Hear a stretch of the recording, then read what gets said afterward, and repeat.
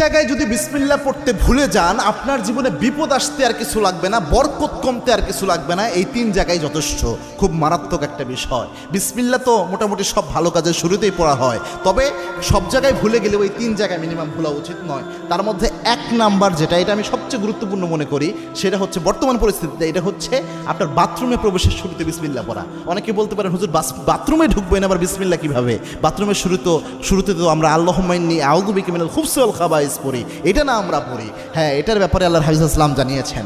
আল্লাহর হাবিব সাল্লাল্লাহু আলাইহি ওয়াসাল্লাম জানিয়েছেন, কোনো ব্যক্তি যদি বাথরুমে প্রবেশের সময় পড়ে আল্লাহুম্মা ইন্নী আউযু বিকা মিনাল খুবসি ওয়াল খাবাইস, এর ফজিলত হলো ওই ব্যক্তি বাথরুমে প্রবেশ করলে বাথরুমের মধ্যে যে দুষ্ট জিনগুলো থাকবে ওই ব্যক্তিকে দেখতে পাবে, কিন্তু কোনো ক্ষতি করতে পারবে না।